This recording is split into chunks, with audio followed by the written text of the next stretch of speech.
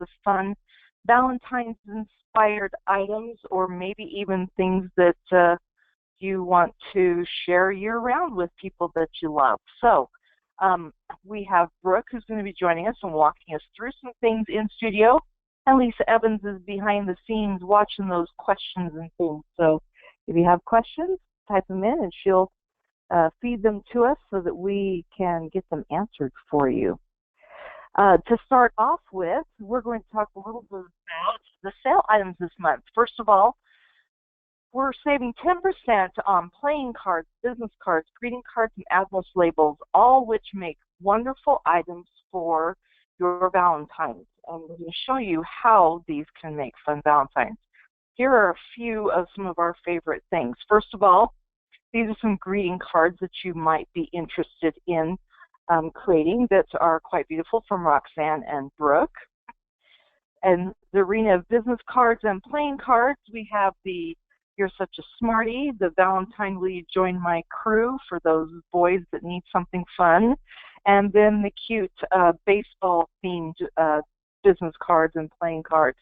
The great thing about these, you can attach them to a candy treat or whatever you want to dress them up, or just hand them out just like they are.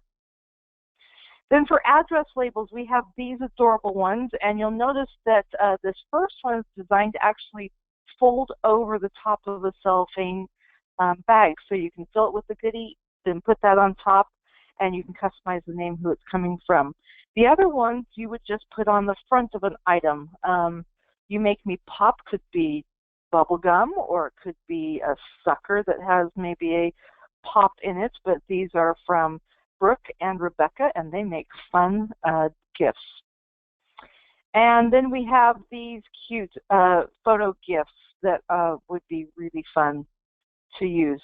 We have some brag bags that from Cynthia, Carrie, Michelle, and Roxanne. So if you're looking for a little bit more up-styled gift, these would be great. Or we have this iPhone case, which is from Michelle. I mentioned her. Or this adorable ornament that you could give to someone. So we think about ornaments only for Christmas, but really they can be used year-round, whether you're using them as a tag or maybe to hang on something within your house or on the person's, maybe their steering wheel, to let them know how much you love them. So don't think about those just for Christmas. Check out these other options too. So let's dive into some new templates that we have for our Valentine's time, which that's what template inspiration is for in this time. But before I get started, we really need to give away some points because I almost forgot that. So for those of you who have come on time, we're going to give some points away to Heidi Heckman. Heidi, you're going to win 25 publishing points. If you want to type in the questions your Heritage Makers ID, we'll get those transferred over to you tomorrow. And then we're going into template inspiration. Now, someone needs to remind me before Brooke takes over to give away some more points, because for some reason I always forget those things, okay? So, greeting cards are a great thing to send out at Valentine's. It lets people know you're thinking about them. It has all sorts of fun, just a great way to share the love. So Brooke has created these. One is for a party invite. I don't know about you. I haven't done a Valentine's party for a long time. How many of you do Valentine's party? I think it could be really fun. But this one's so cute, kind of that chalkboardy look with some gold and beautiful pink on it.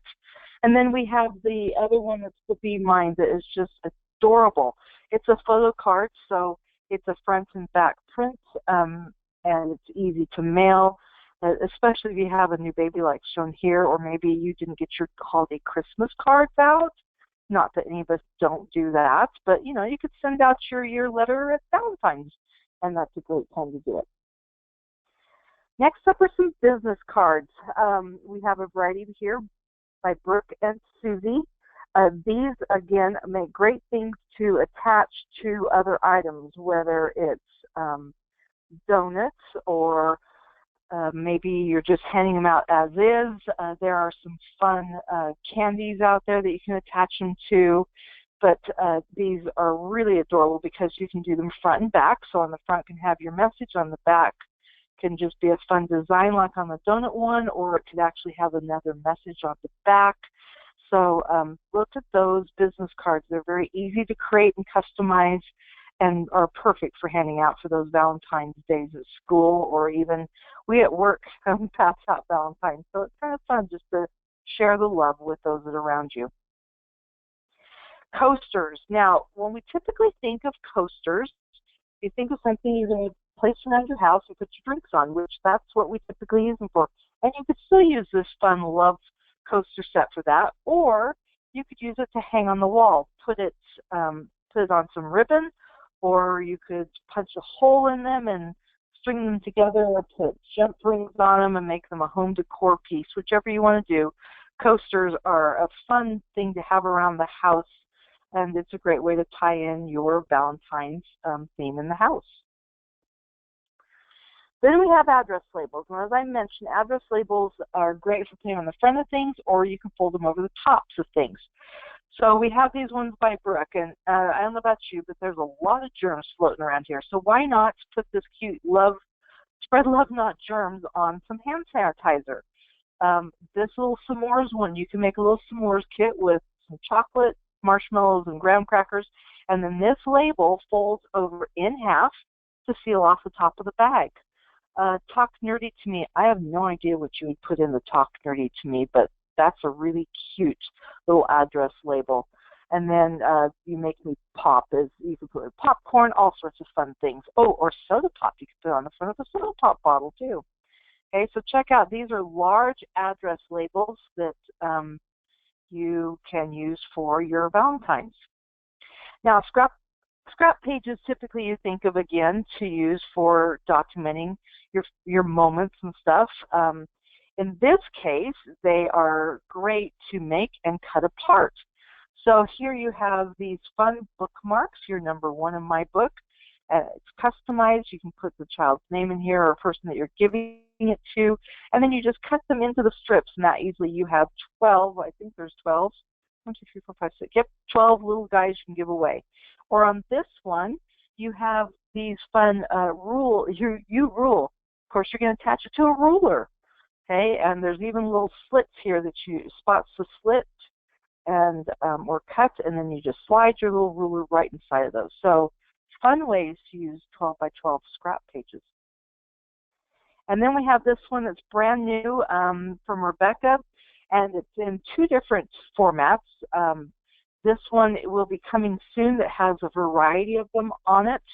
And then each one of these will be made into an individual page like you're seeing here. I love you because you make me laugh. And these are 12 by 12 scrap pages, and you're just going to trim these into squares, so you get 9 of them. On some of these, you'll see this Tools for Perfect Valentine's Kiss. It's really adorable to attach it to a whole bunch of lip balm, or even just one lip balm. Or how about Cupid says, don't be an airhead when it comes to love. Put it on a bag with some airheads in it. This one's beautiful on the popcorn.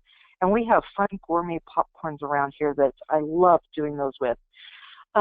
Personally, I hope you have a happy Valentine's Day. You could put on a little coin purse, or you could fold a piece of 4 by 12 paper so that it folds over into a little purse that has a handle on it, and put some goodies in a cellophane bag on the inside, kind of, like a triangle-shaped purse. And we have some of these treats in the office. They weren't quite finished, so I will try and get pictures and post those for you so you can see the ideas, because they really make fun Valentines. And the thing I like about these is, yes, you can use them for kids, but they can also be used for adults. Okay, so we always think about kids Valentine's Day and maybe our spouses or our special love person, but it's fun to share these things with neighbors and friends and, all sorts of people that just need to know they're loved. Okay, Brooke also did this template that will be coming soon. It's 11 by 14 print. It's a great way to document when you got married. You'll see the marriage date down here. You don't have to include that, but it's a really fun idea. But don't you just love this scripty font with those bright red hearts? So fun. Okay, so watch for that one coming soon. And then this one that you give to a teacher, number 1 teacher, that's 11 by 14 print. with all those apples on there. And, you know, teachers need to be remembered at this time of year too. They work really hard and don't always feel the love, so why not share a little love with them too? And then we have this cute canvas. You are pretty much my favorite of all time in the history of ever. Oh, love that quote. So then put your photos on here, and you that easily have a canvas that you can put on your wall and display throughout the year, or just a Valentine's Day, whichever time that you like to have your canvases up. So we're going to try these things in studio. Before we do that, I'm going to give away another 25 points. And this time it is going to Ruby Asbury. Ruby Asbury, you have won 25 publishing points. If you want to put in the questions your Heritage Makers ID, we'd be happy to get those transferred over to you. And we're glad that you joined us tonight. So, Brooke, are you ready to go, my dear? I am here. Okay, we are going to give you control of the screen, and for some reason I just quit showing my screen. Let's try this a little differently. Okay, change presenter. We're going over to Brooke. Eventually we'll be able to do this swiftly. Yeah, well, Lisa and I have commented on how this day has gone, and so, you know what, we're just grateful that we're here at class tonight. It's all presenting. All right. Okay. You should have control now. Yeah. Can we see my screen okay? There it is. Should be looking at the template gallery. Yep. That's where we're at. Thank you. Nice. Perfect. Okay. So we're going to go over a few different things in studio today, mostly centered around Valentine's, but we are going to branch out just a little bit. If you have any questions, please, again, type them into the question box. Sorry, couldn't remember the name. Type them in, and we will try to get them answered as best as possible. So if you have any questions, it does not have to be about what we're talking about, but anything about what to do, how to do something in studio, please ask, okay? So first things first, and actually really quick, just because Stacy brought it up, in case anyone's wondering, this template right here, the Talk Nerdy to Me, is designed to fit perfectly on a box of nerds, those little individual boxes of nerd candy. This will be the front, and then these wrap perfectly onto the sides. It's super cute. So if anyone was curious, the Talk Nerdy to Me is to go with nerds. Okay, we're going to start. I'm going to show a little bit of how to create a different project style, different type of project out of a design that you love. So for example, this Love You print that I created, I'm going to show you guys really quick and easy how to turn it into a quick greeting card. So if I like this design and I want it on a card, and to create a little card out of it. So first things first, here in the template gallery, I'm going to click on it, and then I'm going to click the little heart here. This tells my account that I want this template to be in my favorites. Okay, it just favorites it so that I can find it inside Studio. And then I'm going to start a new project. It's going to be a blank project. I'll go into greeting cards, and then just a 5x7 greeting card. I want portrait orientation because that's the same shape as the print here. That will make it really easy to just import and adjust. I could do it this size. I could do it horizontal, but it would be a little bit more complicated to adjust. So this will be super easy to just import into the card shape. So I'm going to name it Love You, and then click here to begin. Just open that card in Studio. Okay, really quick to note while we're coming in here, if you have not taken the time in a project that you've opened to read this design guide around the outside, please take the time to read these. They are product specific, so specific to the type of product that you are in, and they are great tips on how to design, what all these different marks are. I'm going to talk a little bit more about those in a couple of the other projects that I'm working in tonight, but just to be aware of where the crop marks are, where the bleed area is, that type of thing. So something to be aware of, and always make sure that you read those, especially when you're in a different product type for the first time. Just because a lot of our different products have different tips and tricks in how to design them, and absolutely love what you get. So for tonight, I'm going to go ahead and turn this off really quick just by toggling this design guide button. That way I can view a little bit larger and see what we're doing.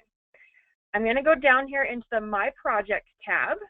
Sorry, I'm on a laptop screen, so my resolution is a little bit zoomed in. So I just minimized the toolbox so it's out of my way. And that's specific to my laptop because of the shape of my screen. Your screen might not have that, but if you do, it's an easy way to just tuck it out of the way for a minute. So down in the My Project tab, and that template that we found, I favorited it so that I can find it here in my template. It's called Love You, so I can just type in the name or start typing it in and it will show up here. You can also select by product type if you remember the product type but not the name, but that way you can find it in here. Once I click it, it'll show the different pages. This one is an 11 by 14 print, so it only has one page. If it's a book or anything, it will have a list of pages here, depending on how many there are in the project. So I'm going to click on this first page, and it shows everything that is on that page in the project. So we've got the background paper, the text, all the hearts, and the Love You word art piece. So I'm going to click Import Page. It's telling me that it is going to replace everything on that page. So if there's anything on the page that you do not want completely erased, please, we recommend importing onto a separate, to a blank page, or copying and pasting what you have onto a different page before you import. So since there's nothing on my page, it's a brand new blank card, I'm just going to hit Yes, Import this page. Now I want you to notice the 11 by 14 print is much larger than my little 5 by 7 card. So it is importing the true size of what it was on the other project. So this is really easy to adjust. You can either go to Edit, Select All, and it will grab everything. Notice that it is locked. It has a pink border. So in the toolbox here, I can unlock it, and then that way I can grab and adjust. Otherwise, if you don't want to do Edit, Select All, you can drag Select. So click in the white space and drag to the other side. When you release, it will grab everything that your box was touching. So either way is a great way to do it. And then I'm just going to grab this corner down here, and I'm going to size it down to my 5 by 7 card. So I can go down. I'm going to go a little bit closer, and I'll adjust the background paper. So I could easily go down to right here and be even with my spacing on both sides and nice and easy to look at. But I'm going to go in a little bit tighter because I want to leave a little bit of space around the hearts. So then I'm just going to kind of eyeball this. I could be a little more exact. If you guys know me, you know I like being precise. I like using the Align and Distribute tools down here to make things lined up. But on a simple card, I'm not quite as much of a perfectionist, if that makes sense. So I'm just going to eyeball this a little bit, and it looks pretty darn close. This is the edge of your project over here. And then this gray area, like we talked about before, is the bleed area of your card. So you want to make sure that the background paper or any specific items that you don't want cut off, so the bleed area, you want the background paper like this to extend all the way out. Notice down here on the bottom, it is not all the way down through that space. This will be white when printed if left exactly like that. So I want to make sure to grab this and extend it down through that gray area. And then this purple dashed line is the crop area. So if I had one of my hearts over here on this edge, there is the potential that this part could get cut off. That's not saying that it is going to be cut off, but when a project is going through production, there is an 1/8 of an inch crop variance. So again, that's not saying that it's going to shift like that, but it's saying that it could. So you want to be careful and make sure that any important items are inside that purple dashed line. This is especially true for smaller projects like business cards, which I will go into here in a few minutes. But just to know that purple dashed line is kind of a safe zone to keep your items inside that area. I also, if something has a border, like this kind of has a visible white space border, it's nice to make it not too close to that area, because then if the project shifts, if you've got a nice wide space like this and it only shifts a little bit, you won't notice it. If it's close to that, if I had a border right here inside the purple dashed line and it shifted, then it would be very, very noticeably off. So I recommend when you're doing a border of any kind or a visible spacing border, I recommend giving it quite a bit of a berth just to make sure that if it does shift, you won't be disappointed with it looking uneven. So really quick, since I moved this heart off here, I'm going to line it back up. If you guys want me to go into more detail with align and distribute, we do have some videos from previous classes that go into it, but if you have any questions tonight, please feel free to ask. Really quick, so I'm going to click this heart right here because it's in line where I want it. I'm going to do to first item and then align middle. Oh, you guys, I'm going crazy tonight. So grab the first item, hold down shift, and grab the one I want to move. To first item and then align middle. So that jumps it down so it's in the row with this one here. And then I'm going to do the same thing with this heart over here, except this one, I'm going to first item and then align center. And that way it just snaps it right in place right back where I had it. So super easy. All right, I clicked save just to make sure that it updated my thumbnail over here. And then I'm going to grab my background paper, copy, and go onto the back cover of the card. So that was the front of my card. This is the back of the card. It is still blank, but I can edit, paste special, paste in place. And then again, save. And so you can see now the front and back of my card will have a perfect design from one side to the other. And then I am going to design the inside of this card. But first, I think I'm going to grab the design here. So I'm drag selecting again. And it's going to grab everything because I am touching everything, including the background paper. But I'm going to hold down shift and deselect the background paper so that I only have this front design selected. I want to jump it down a little bit so it's a little more centered on my card just because of the shape of the card. So I just hit those down with my arrow button. And then I'm going to go to the inside of my card. So I still have the background paper copied. It's on my pasteboard. So I'm going to paste it on here, and I'm just going to center it on the page real quick. So to page, align center, align middle, and it just jumps it into the middle. And I'm going to do the same on the right side, just so that I have a background paper here.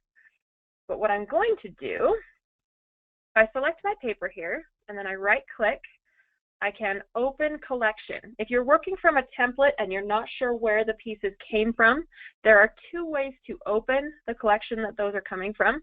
This is one, so I can click open collection, or I can go to the My Projects tab, right back where we had these, and I can click on an item, just a single click, and it shows me which collection it's in, and it gives me the option to open this collection. So I can open the collection that's coming from. In this case, it's Bibliophile, which if you haven't seen it, you need to go check out this collection because it's one of my favorites. It's got so many book-related things, and in a lot of cases, great for school. For example, these cute books, super cute. So a lot of great things in here, including a chalkboard paper that's adorable, but lots of fun. So I'm going to hurry and change the background of the inside of the card to something that's a little more plain, something that would be really easy to put text on and read over. So I can look at these. That one's a pretty plain white. That one's a graph paper. I think we'll go with this one over here. So if I lock my background paper, I give it that nice pink border. This makes it so I can't click it and move it around. But also, I can click something else from down here in the art collection and drag it up onto that paper, and it will give me this nice drop art here to swap box. So I can drop my art right in that box. Same is true with dropping in a picture or anything like that. But I just drop it into that box and it swaps it out. So that way I have that perfect seamless background. I'm going to do the same thing on the left side of the card. I'm going to lock it so I have a pink border and then drag in that nice white paper. So again, I can save, and you can see that I've got this solid white. When this prints, it looks like this paper will have a little bit of a nice texture to it, give it a nice cardstock look. and a little bit lighter than the outside of the card. So a nice clean look. Now what we're going to do, let's see, I don't know what pictures I have in here in this account. So let's see what we've got. So this one is kind of a lovey-dovey card. Maybe if we make it a Valentine card or an anniversary card. We could put a silly picture of me and my husband, but I think we'll avoid that. We'll just do, oh, that's a little one.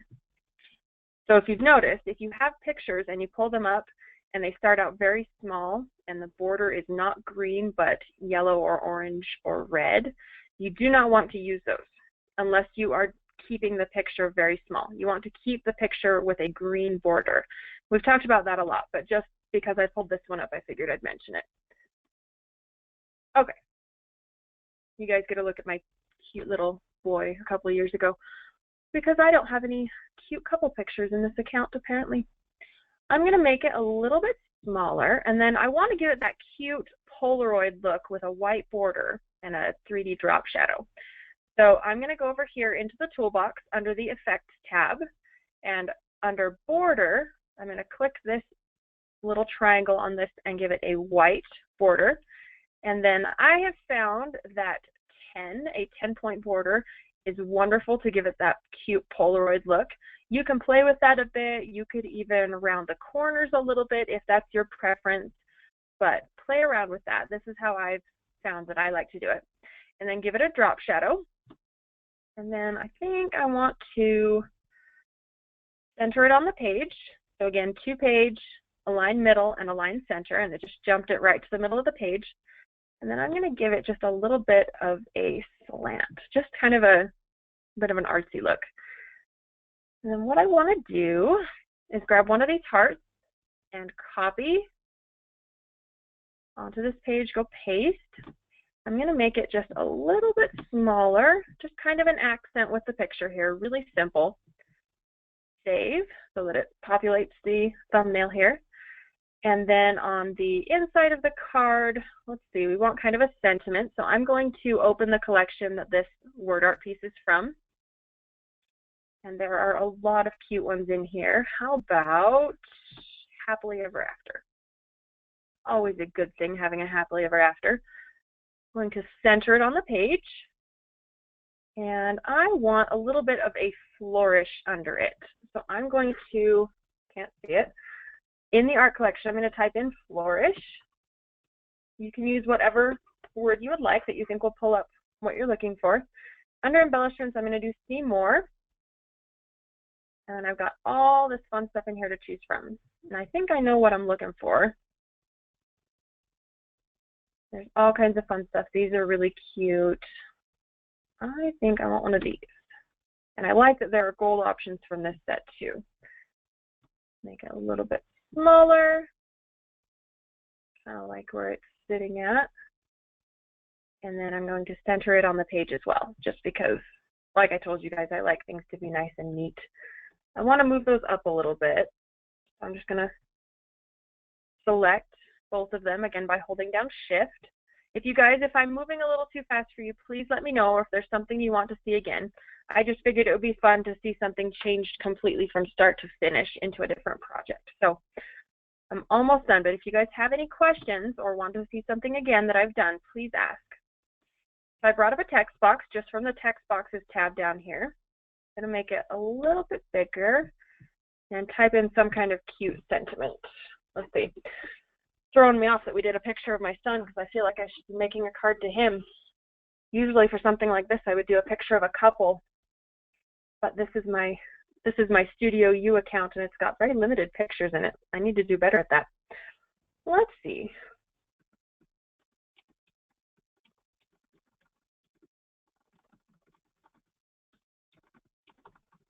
Just something simple. You can type as much as you want in here. That is one of the wonderful things about Studio is you can adjust all you want. I'm going to change the font a little bit just for fun. Maybe, and I'm going to make it a little bit bigger just because I didn't do very much text in here. Again, you can make it as big or as little as you want. And then what I like to do inside cards, once I've added the sentiment, I typically copy and paste that so that I have the same text formatting to do the signature at the bottom. So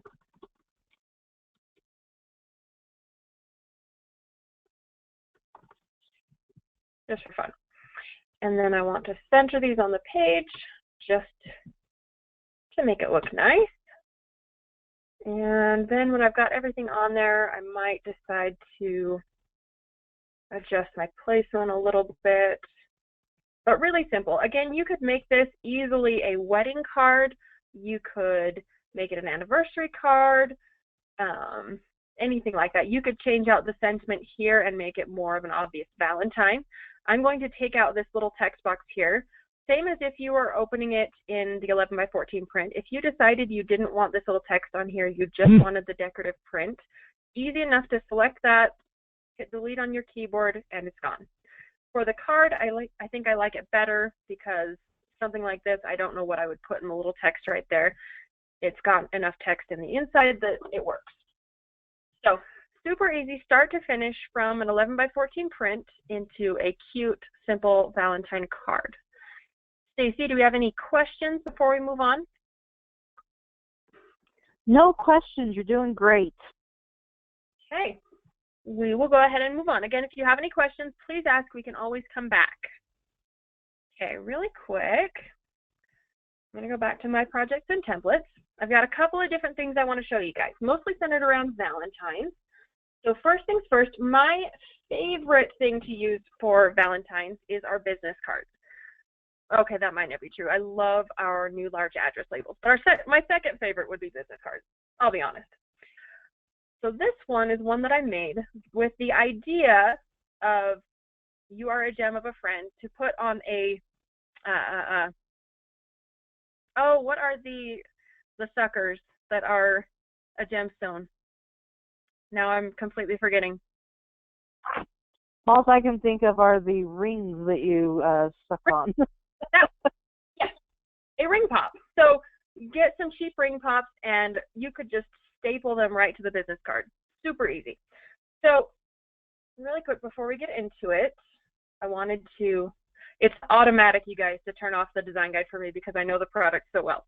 But before you go anywhere, make sure that you read these. Business cards are especially important to know the different tips and tricks in here because it is such a small project. You'll notice that the purple dashed line for the crop area seems to be larger on this than it was for the greeting card, just because it's such a small project. So if you zoom out a little bit, you can see the number up at the top of the slider that tells me the percentage of size. So if I get close as I can to 100%, that is the true size of what it will be when it's printed. So on a business card is probably the project that this looks the most extreme on. So for example, this cute little border here, it very well could come in like that. Again, it is unlikely. It does not happen often, but it can happen. So just to be aware of. So you'll also notice that for the background of this one, I added an extra piece in order to extend the light pink area here so that I didn't have this at the top of my card. So play around with it and work with how you like it. But that is what I did.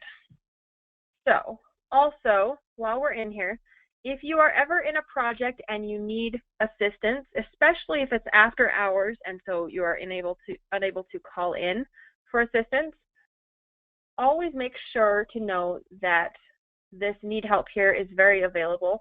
You can also, when you're on any of the Heritage Makers sites here, you can go down to Get Help, and there are links to the different tutorials. So these recorded classes that you can look at. There is the HM blog that has all kinds of different tips and tricks and fun ideas. And then HM Community takes to the Facebook page. Yep. So we have our Facebook page. You're always welcome to ask questions on there or send in a message. And then there is Contact Us and our Support Center. So the Support Center is a good thing to know where it is and what it is. There are all kinds of different articles in here, tips and tricks and everything that you might possibly want. So you are welcome to search. For example, I can search crop area, like we were just talking about. And There are great articles here. For example, this one, Design Guide, Understanding the Safe Area, Crop Marks, and Bleed Area.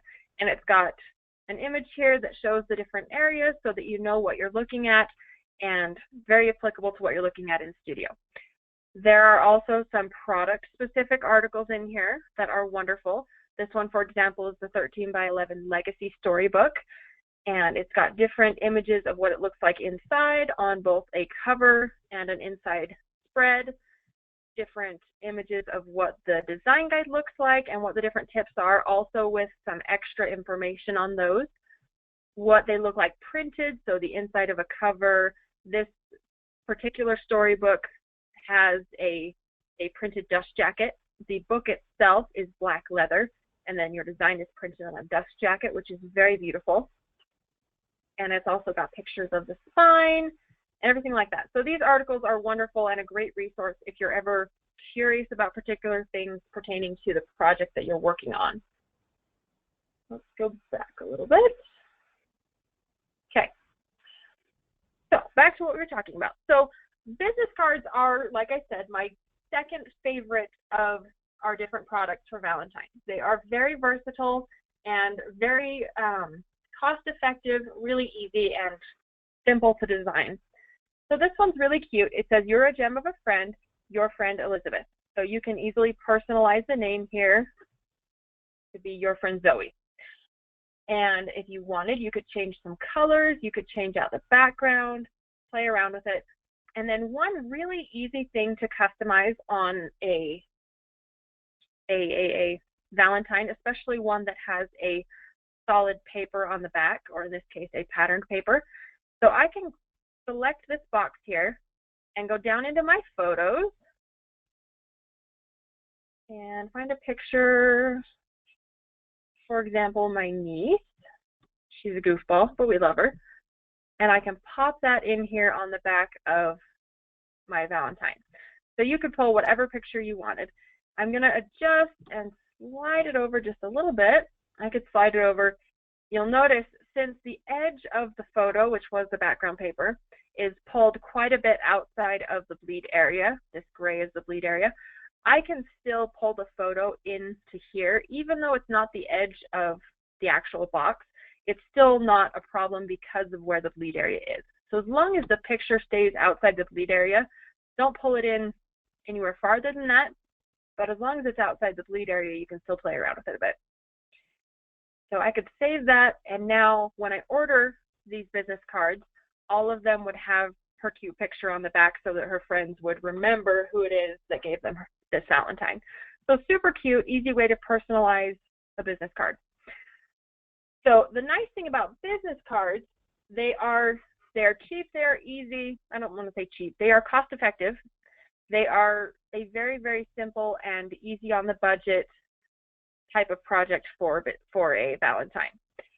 But they do all come exactly the same front and back because they're business cards.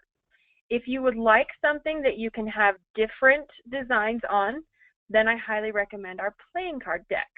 These make wonderful Valentines also, but they're a little bit different. So I wanted to show you this one.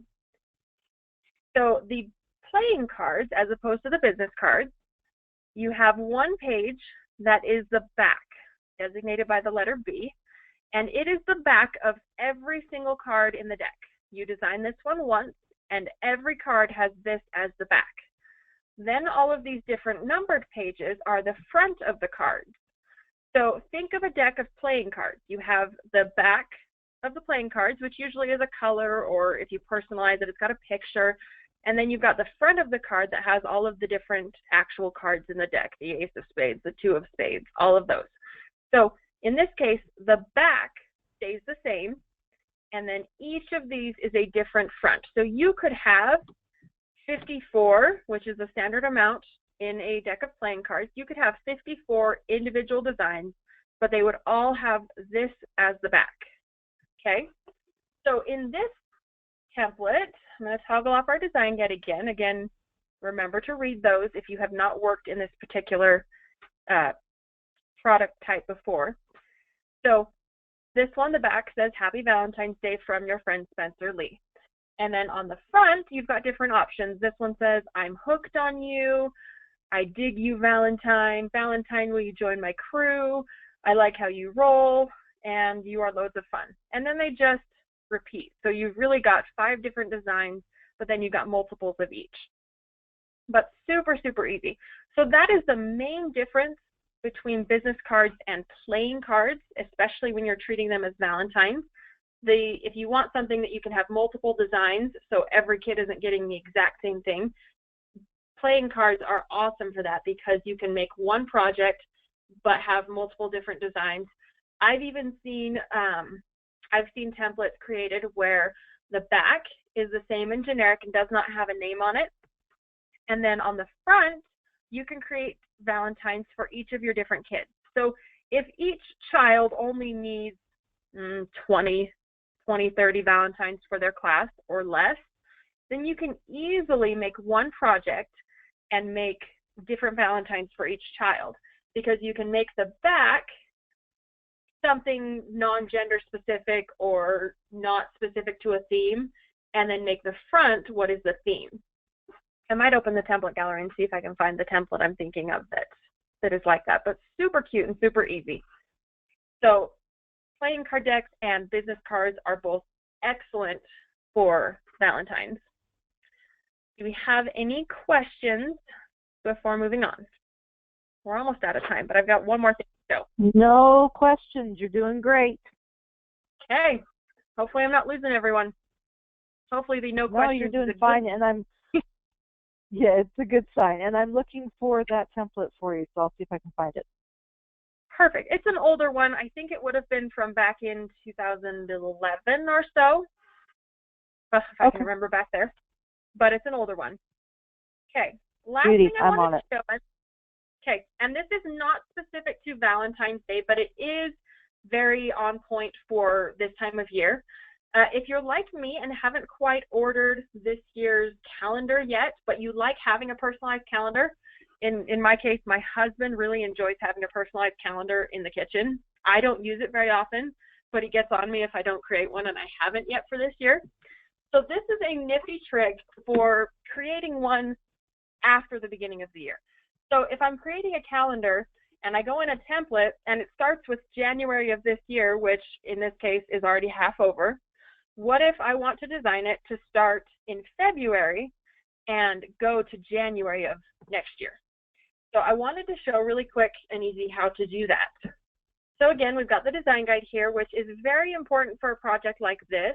This is the Now and Later calendar in the 8x12 size, which means that this square right here, it's perforated on the top and the bottom so that you can tear this off into an 8x8 scrap page. Really, really nice and easy, and honestly, a nice cheat to be able to create your yearbook, your scrapbook at the end of the year, but you've already created it in advance. Or creating for last year, using last year's pictures and enjoying it again throughout this year before making it a scrapbook at the end of the year. So really nice, but definitely read the directions. Notice when I toggle off the design guide on this, these red lines right here will also disappear. So good thing to know, and definitely read the design guide on your different projects. So first thing we're going to do, notice it starts with January and then it goes all the way through December. What I'm going to do is click the Manage Pages up here, and it opens up this page manager where I can move pages around, I can duplicate, remove pages, add pages. In a calendar, you can only have so many pages. You cannot add extra pages, so just know that. It is set to have, in this case, a cover and 12 interior pages. So I'm just going to grab January right here and move it to the end. Okay, super easy. So now my calendar starts with February. But this page right here is still January of 2017. I want to turn it into January of 2018. So I'm going to click Done. Yes, save my changes. And then I'm going to go down again to our new January page down here at the bottom. So it's still January. It's still got my pictures in it ready to go, or if you haven't personalized it yet, you can do that. But these numbers right here are set for January of 2017, and we need to change that. Most of our date grids that we put in there are set to be year specific. So for example, if I search 2017, I will see this year's new calendar grids. And these are set. They have the month and then the dates. And they are perfect and great to go for the current year. But we have not added 2018 yet. And we don't usually add the calendar grids for the next year until a little bit later in the year. So be aware of that. This particular calendar template was created not using the date-specific grids. This is using a different set. If you look over here, it's Calendar Essentials. It's an older set, but it's got some really basic calendar elements in it, and it is a basic collection, so you can create a calendar using those and really easy. So in this case, if I didn't know that and hadn't searched it, and I open the page, I can click my letters down here, or numbers. Make sure that you click the numbers and not these back bubbles because they are different. And the nice thing about that is I can give these numbers a fill color, which is fantastic, really cute, and you can play around with it. In this case, it would be really fun to turn them into that same blue as the background, so it looks like they're cut out of the white. So I love these for my calendars because they're really easy to update and because it gives me a little bit more wiggle room instead of using the preset calendar grids. So if I select my numbers here, and then I'm going to right click and open collection, it's going to pull up that Calendar Essentials collection. And then I've got all of these calendar grids set for any way that the dates could be arranged in a month. They are not in any particular real order. If you notice, these ones, they start with 2 at the top, essentially the week starting on a Friday, or the month starting on a Friday, and then they just go through here. You've also got a Sunday through Saturday thing and a few other things, but they're all different selections. So how do I know what the dates are for January 2018? Because the vast majority of us do not have that memorized. My favorite trick is to open an internet window, and into Google or whatever your search engine, you can search January 2018. And then this timeanddate.com is wonderful. You can pull up and you can look up the dates for any month and year. And you can also look up holidays in here, which is wonderful. But I have opened January 2018, and I can see that it starts on a Monday and ends on a Wednesday. So the easiest thing for me to remember when I'm looking through these grids is it starts with 6 days and ends with 4. That's me personally, but it makes it really easy to look at these and see, okay, I want one of these that starts with 6 days because that's starting on a Monday. And then I want to find the one that ends with 4 days. So this one starts with 6 and ends with 4 and has 31 days, and that's the one we want, okay?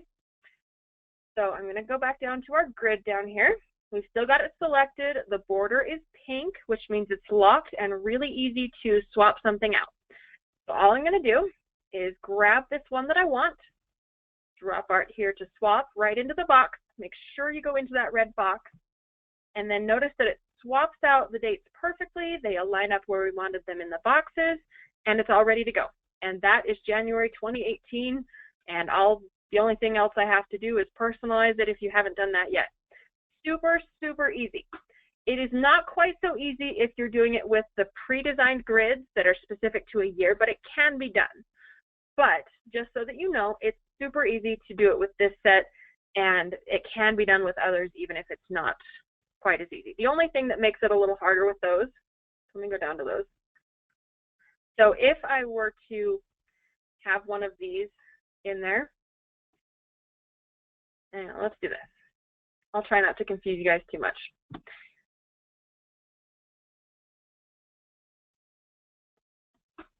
It's my project and I'll do what I want, right?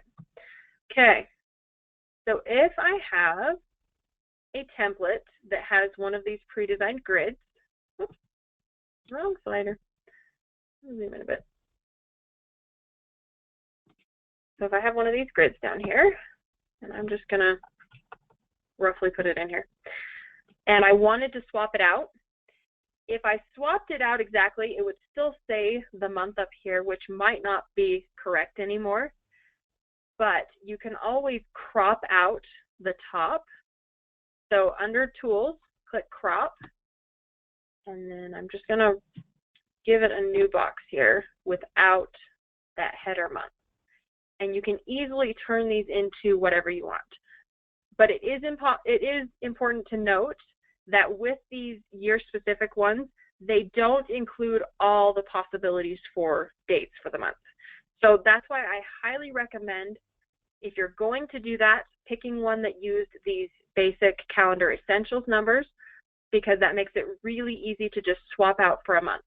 You can do it with the date-specific ones, but it is a little more complicated, especially if you can't find exactly the right date range for the month. So that is what I wanted to show for converting a calendar to start with a different month. And I think that's the end of my tips for the night, Stacy. Well, that was a brilliant idea to do that. Thank you for sharing that. I will point out you want to make sure and choose one of those grids that doesn't have holidays on them, because that could be a problem. Yes. But most of those so if you have chose versions. October and it had Halloween, yeah, there are a few that have holidays, so just don't use one of those. Or you'll be having Halloween in April one year. Stacey, I could show a nifty trick for covering up the holidays. Oh, there you go. Yeah, just put a white box over it, huh? Well, but even if you have a patterned background paper, you can totally cover up the holidays. Did you know that? Cool. Okay, we'll save that for next time. That's a great idea. Thank you so much for doing that. We really appreciate it. And I'm taking the control back, and I'm going to launch back into where we were at. While we do that, let's give away our final points for this evening, and we're going to give them to, let's see, who's getting these, randomizing them. How about to Darlene Spangler? Darlene, you've won 25 publishing points. If you'll send us your ATM account number, we'll get those in your account. Okay, the last things we're going to show you, we want to show you a little bit of a preview of what's coming soon in the studio, and also because we didn't have a December class, we didn't get to show you all the fun artwork we were adding for January. So, first of all, was this cute collection. It's a basic one called 2017 Calendar Kit, and it has adorable things for dressing up your calendars, like months, these cute names of months. It has years. It has fun background papers. Love this set. So many possibilities with it, and it even has fun things you could accent days with. If you're into paper planning, you could even create some pages that you could put into your paper planner with some of these really cute things. So keep that one in mind. That one is already available. Go have fun with it. One that we added to our premiere to get you kind of ready for Valentine's Day is Animal Attraction. And Lisa put the screen together for me, which means she picked the adorable puppy. Isn't that puppy so cute? But I really like this little lamb, too. Oh, my gosh. So there's some fun things in this one that are either cutesy. There's also some great watercoloring things, as you see these parts. There's some scripty words. It's really quite a variety. So don't let the cute puppy and lamb scare you off. There's some other things in here that you can use for a variety of occasions. And you'll see it has a lot of papers, too. So check that one out. It's the Premier Collection. It did launch the beginning of January. Now, coming to us in February, we're getting ready for spring. So we have this one. It's a basic collection. It's called A Fresh Start. And again, it's watercoloring.